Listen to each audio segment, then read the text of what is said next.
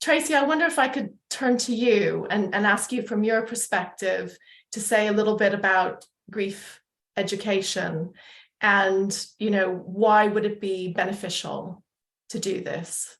Yeah, thank you. And I think Michael and Jess have both expressed really eloquently and articulated that feeling of isolation, that feeling that you are the only person who's going through that. And that's societally, we can make people feel very isolated in their grief.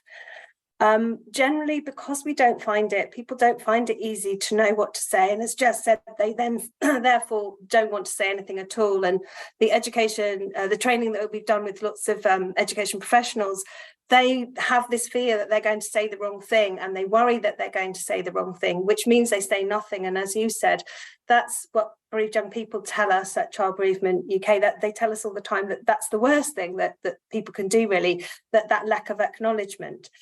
And then you experience something where they acknowledge it, but sort of on a sort of making you stand out and feel really, exceptional, which is probably much more sensitive to have maybe spoken to you beforehand about what was coming up and that it was going to mention grief, and maybe you could process that in your own time first, give you a bit of a heads up. But again, it's because we don't have that confidence, really. And as Michael said, it's part of life. And I think being able to talk about it, to normalise some of those feelings, not trivialise it, but normalise it, helping young people to understand you can never prepare somebody for what it feels like. But to give them some sort of reference, because nobody talks about it. There is no reference point. Jess was 16 and had nothing like it in your life to refer to. Perhaps if you had some kind of education prior to that, you may have felt a little bit more able to, okay, I can understand, of course this is, of course I've got the right to. That permission that we often take away from children and young people, the permission that they need to grieve, is really important, because actually they the actions that we take, we try and distract them, we try and give them little things to do, we try and talk about other things. The messages that we give them, it's not okay to, it comes from that sense of wanting to protect them from this, but actually they create, as Michael was saying, their own narratives, which are often much more frightening than reality. Very often, if we start talking, we start with, as we said, using a poem or a story, and we've used Sad Book quite a lot, but those are ways in which we can start those conversations with young people. And bereaved young people tell us that they really would like that education for their friends, so that their friends have some kind of narrative. And I think one of the quotes that sort of stands out in my mind is that, of a young person who said, we were more prepared to talk to a mate about his drug use than we were to talk to a friend when his dad died. We prepare children and young people to have those conversations, to be able to talk about all sorts of things that they might experience in life.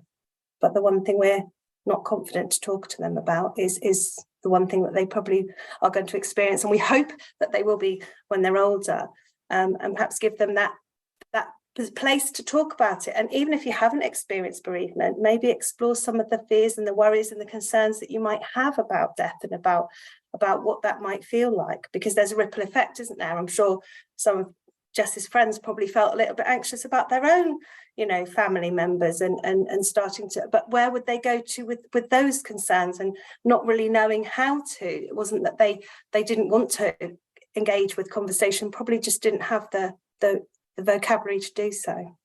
Yes, and then the responsibility ends up being put on the sort of bereaved child to be the one to initiate the conversations. And as you say, Tracey, the research has shown that children, if a death is not acknowledged, that can make them feel very isolated and alone. And so we do need to give people the tools and the confidence to welcome children back into school when a bereavement happens, but also to have a language and a vocabulary, because, also when you dig a little bit, most people have had bereavements or losses of different kinds. So it becomes a point of connection, I think. Absolutely. And I think those conversations then can happen and will happen more naturally. I was in a school just a few weeks ago, and we were asking the pupils there about their experience of bereavement, and interestingly how they were, oh, I didn't realize that your grandma had died. Oh, when did that happen? But they hadn't, it was because we were there to sort of, as a catalyst, that started those conversations. Because if no one's ever talking about death and grief, then there isn't that opportunity for young people to say that they have, as you say, many of them have experienced bereavements, too many, by the time that they sort of reach the end of their education. Yeah, we've had some. Oh, Michael, yeah. I was just going to say that, of course, you know, by the time we get into adulthood and later adulthood, and our parents, as we're adults and our parents die, that we respond to that quite a lot of the time as children, because when our parents die, so my mum died actually when I was 30, my dad when I was nearer to 60, I think, but we collapse back into some aspect to some of it at any rate, because we remember things from our childhood. So as adults who've experienced the death of our parents, we do actually have a bond with children who've experienced the death of a parent, because we do partly respond as kids. We go, oh yeah, that time that I used to go to the park with my dad, and you know, we scored a goal, or whatever I might be saying about my dad, or my mum talking about knitting me a jumper. I'm being very sexist here, but anyway, it's just part of my life. And but that's no different from maybe the kinds of, no different in kind, I mean, from the kinds of things that children might feel and say. So those stories are all terribly valid, how as adults we feel about the death of what would be for the child a grandparent, because we're responding as children to these older parents. Absolutely. Obvious, and I think but we can leave it outside the end.